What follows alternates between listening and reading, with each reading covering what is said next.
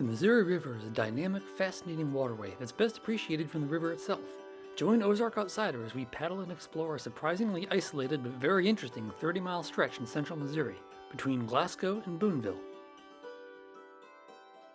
Putting in just downriver of a historic railroad bridge, we hit the river on a beautiful fall day.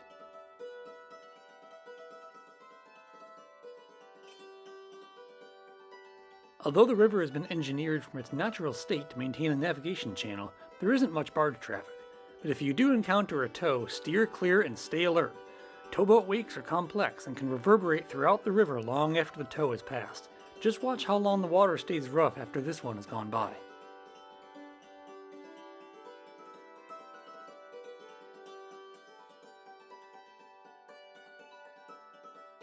We're coming up on a fascinating example of river dynamics.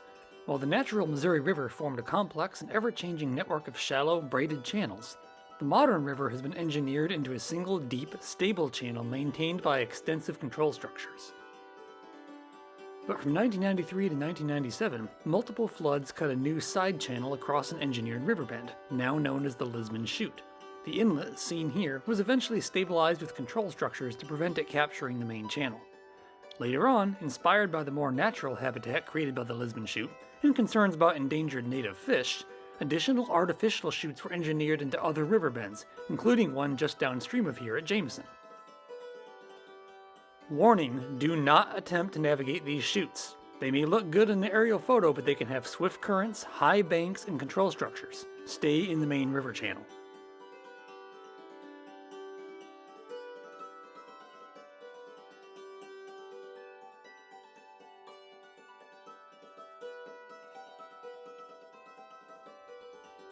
Here's a quick pause to note the outlet of the Lisbon Chute, having gone around the riverbed.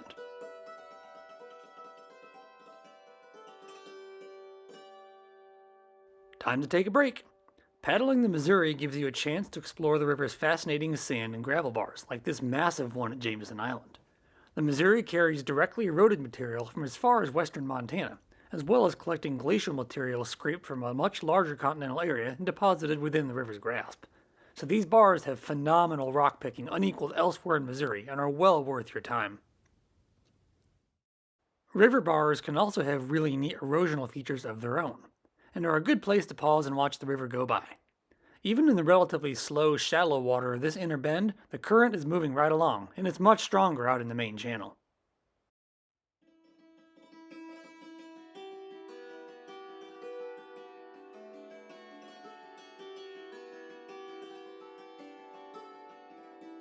After Jameson Island, the river enters a long and particularly isolated stretch.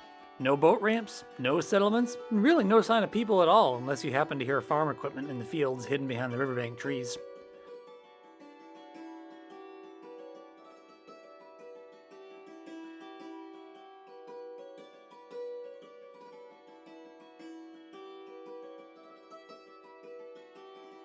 Hour after hour, you can easily feel that you're paddling through a wilderness, accompanied by ducks, kingfishers, eagles, and more.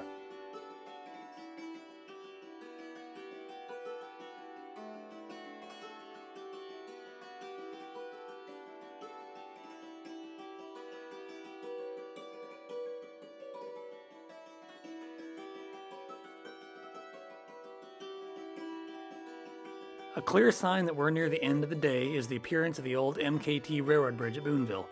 This historic structure marks the river crossing of the 240-mile Katy Trail State Park Rail Trail, running from St. Louis to western Missouri, although the actual crossing is on the highway bridge just downstream due to logistical issues. There's an ongoing effort to preserve and rehabilitate this bridge into an active river crossing for the trail. See the link below for details. It's a central Missouri icon, and seeing it from the river is a real treat. Just another mile or so to go before we take out at the Franklin Island boat ramp, 30 miles and 7 hours downriver.